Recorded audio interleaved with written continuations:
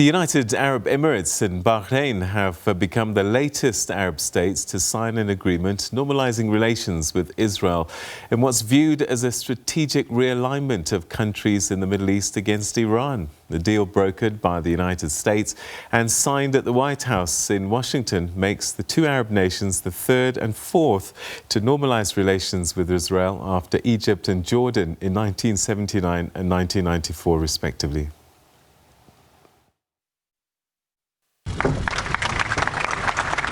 An improbable diplomatic victory for President Donald Trump, joined by the Prime Minister of Israel and the foreign ministers of Bahrain and the UAE to seal the agreement known as the Abraham Accords that they believe will advance peace in the region. After decades of division and conflict, we mark the dawn of a new Middle East. Thanks to the great courage of the leaders of these three countries, we take a major stride toward a future in which people of all faiths and backgrounds live together in peace and prosperity. Israel, the United Arab Emirates, and Bahrain will establish embassies, exchange ambassadors, and begin to cooperate and work together so strongly to cooperate as partners across the broad range of sectors, from tourism to trade and healthcare to security. Less than 50 days before Election Day, the Accords are likely a welcome boost for President Trump, especially among pro-Israel evangelical Christians, who are a key part of his political base, with the Israeli premier praising what he called the expansion of the Circle of Peace. This day is a pivot of history. It heralds a new dawn of peace. For thousands of years, the Jewish people have prayed for peace. For decades, the Jewish state has prayed for peace. And this is why today we're filled with such profound gratitude. I am grateful to you, President Trump, for your decisive leadership. You have unequivocally stood by Israel's side. You have boldly confronted the tyrants of Tehran. You've proposed a realistic vision for peace between Israel and the Palestinians. The two Arab nations pointed to the move as giving hope to the region and the world. In our faith, we say, "O God, you are peace, and from you comes peace." The search for peace is an innate principle, yet principles are effectively realized when they are transformed into action. Today, we are already witnessing a change in the heart of the Middle East, a change that will send hope around the world. Today's declaration was made possible by the vision, courage, and commitment of His Majesty King Hamad bin Isa Al Khalifa, who, supported by the people of Bahrain, has protected, institutionalized, and enhanced Bahrain's centuries-old spirit of coexistence and harmony, and has the wisdom to recognize that genuine cooperation is the most effective means to achieve peace and to safeguard legitimate rights. The United Nations was asked to weigh in on the deal cemented in Washington. It's been very clear that he hopes these agreements will enable the Palestinians and the Israelis to renew negotiations. He also hopes, obviously, it will be a new opportunity to develop regional stability in the Gulf. And I would also refer you to the statements he's made about the issue related to annexation. The Palestinian leadership has denounced the deal as a betrayal of Jerusalem, the Al-Aqsa Mosque, and more broadly, the Palestinian cause. Despite efforts from Washington, the biggest Gulf power and the world's largest oil exporter, Saudi Arabia, has indicated it is not ready to join the Accords, despite President Trump expressing an optimistic view that 5 or 6 more countries, including the Palestinians, will join peace efforts with Israel, promising further announcements soon. Sherman Ricepiece, SABC News, New York. Jeenah is the Executive Director of the Johannesburg-based think tank Afro-Middle East Centre, and he joins us now via Skype. Naeem, thanks so much indeed for joining us. Always good to talk to you. There's many adjectives that are being put to this. One of them is historic. Let's start with that one. How historic is it? Well, I suppose it is historic in that the UAE and Bahrain have not had embassies in Israel, and now they will, and the other way around. But it's not a great breakthrough as it's being presented to be. Both of these states have had relations with Israel going back more than a decade, and what we're seeing now is just, in a sense, making those relationships overt, formalizing them, and expanding them into the establishment of embassies. So it's not the kind of breakthrough that certainly Trump would like to make it sound like, and of course he's hoping that he'll win a Nobel Peace Prize out of this. And it also is not, as he claims, a move that will end the conflict. Neither Bahrain nor the UAE were in a state of war with Israel, unlike, for example, countries like Lebanon or Syria. They were not in a state of war. So if you're not in a state of war, then how do you make peace? It's a bit. There's lots of adjectives being thrown around. Most of them are not valid.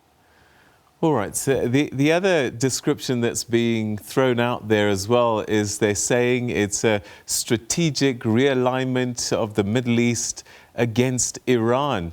Is that the case?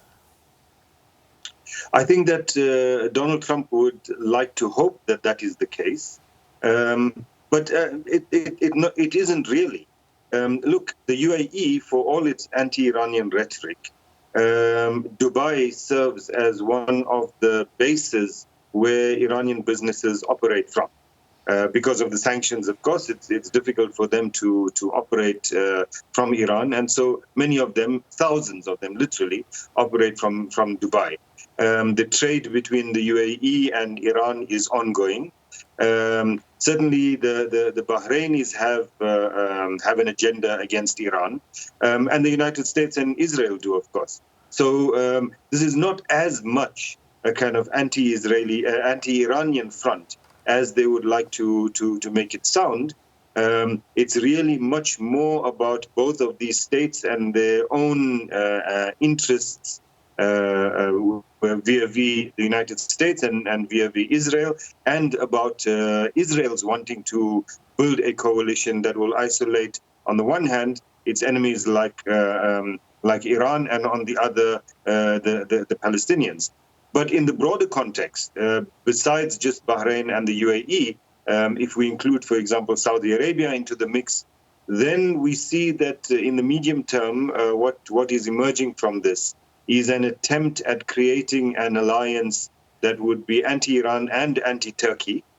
And these states, these Middle East states like the UAE, Bahrain, Saudi Arabia, would want to leverage these deals in order to ensure that they can get the support of Israel and the United States in any battle, not necessarily military, but any kind of battle against Iran and or Turkey. So again, some commentators are saying that Bahrain is probably a precursor to the big fish, which might be Saudi Arabia, because they say that there's no way that Bahrain would have been signing this without Saudi Arabia's permission. I'm not sure how far true that might be, but does that suggest that Saudi Arabia is putting Bahrain forward to test the waters and that they might be next?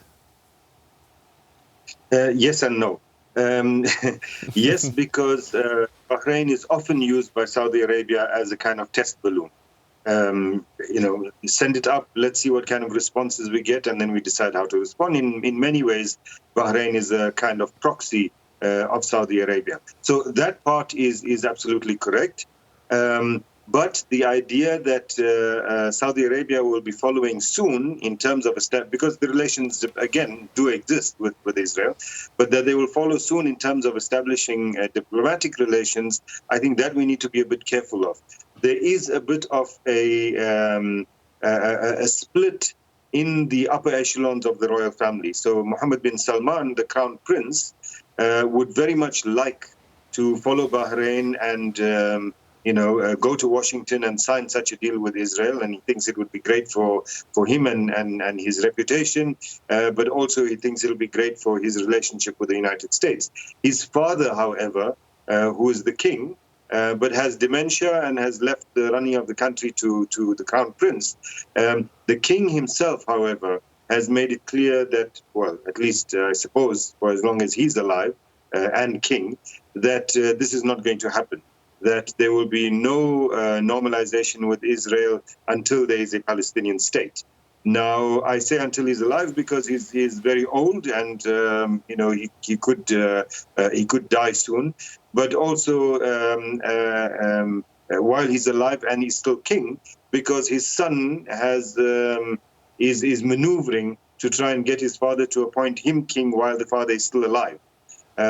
So we'll see what happens there. But it seems that as long as Salman is alive and is king, that this would be delayed and won't happen. All right, so is this a zero-sum game in that if you normalize relations with Israel, then you're essentially picking a side in the Palestinian-Israeli conflict, or is there room to normalize with Israel and be still sympathetic to the Palestinian cause? Look, I don't think we should be under any illusion, and I don't think Palestinians are under any illusion that either the government of the UAE or the government of Bahrain has sympathies towards the Palestinians. Bahrain, remember, is an oppressive state where a minority makes up the monarchy, oppresses the majority. In fact, this whole performance around the signing of these deals is about making Palestinians irrelevant, making removing Palestine or the Palestinian cause from being an Arab issue to being a domestic Israeli issue. That's the whole point of it. So I don't think we should have any illusions that there's sympathy for the Palestinians involved in this, and maybe it's a gradual thing, etc. In fact, what have either the UAE or Bahrain got out of this for the Palestinians?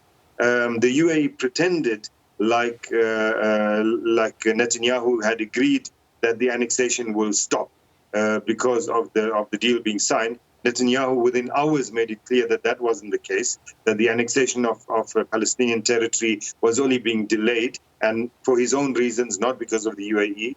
In the case of Bahrain, there wasn't even such a pretense. The Palestinians absolutely do not feature in these two agreements. And I think that both of these governments will be quite happy to see, not both of these governments, the four governments would be quite happy to see the Palestinians and the Palestinian issue just disappear into thin air. So where does Palestine stand right now as a result of these signatures today? Well, where they stand is in a position where increasingly the support from Arab states is being eroded. There aren't that many Arab states that are left that are supportive of their position. The Saudi state, and I say state, not Arab people, because what people feel about the Palestinian issue is completely different from what these governments feel. But Saudi Arabia feels similarly to the UAE and Bahrain. It seems that Oman might be one of the countries that follows with establishing diplomatic relations.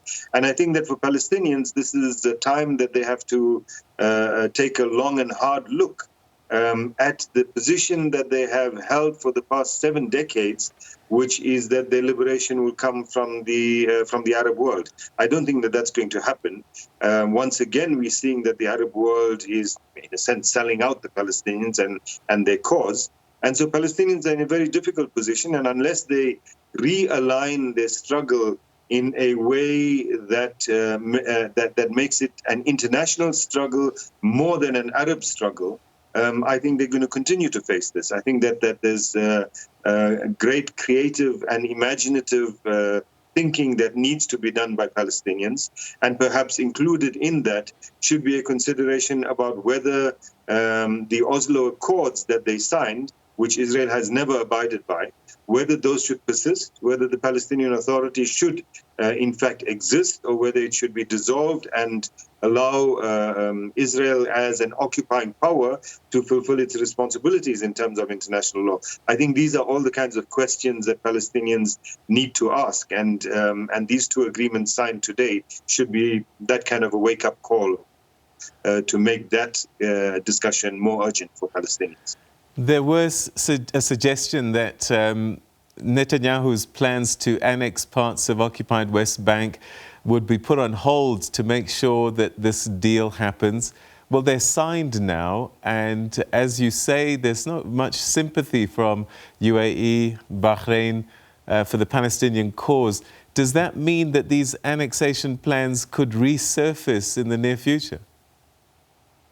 Well, when the announcement was made that the UAE and Israel had come to this agreement, the UAE Crown Prince Mohammed bin Zayed tweeted that the kind of deal was that they would normalize relations and Israel would put off the plans for annexing West Bank territory. And Netanyahu tweeted within hours thereafter saying basically that this was rubbish, that there was no putting off the annexation. The annexation will still go ahead of Palestinian territory, but that it has been delayed. And the reason, of course, for the delay is not anything to do with the UAE or Bahrain or these agreements. It's about internal politics within Israel. So as far as Netanyahu is concerned, that annexation of Palestinian territory needs to happen, will happen, and it will happen at a time of his choosing. These two deals are not going to be any kind of obstacle to that process. All right. And then perhaps very briefly, there's an election happening in America in 49 days' time. Donald Trump wants this to be a feather in his cap. But despite that, even if Joe Biden wins, I guess the language might change slightly, but the agenda pretty much stays the same when it comes to Israel. Very much so. Look, Trump would like to think that this would help him to win the election. I don't think it's going to make much of a difference, because I think that he has an established base, and that base is not going to increase because of this. It'll make that base happy, but those people would have voted for him anyway. But as you say, if Joe Biden becomes the president in January next year, he has made it clear that a United States with him as president is not going to undermine the kind of assistance that the United States gives Israel. They will continue supporting Israel and perhaps even increase that support. So I don't think that we can expect anything different from Biden in terms of the Palestinian issue.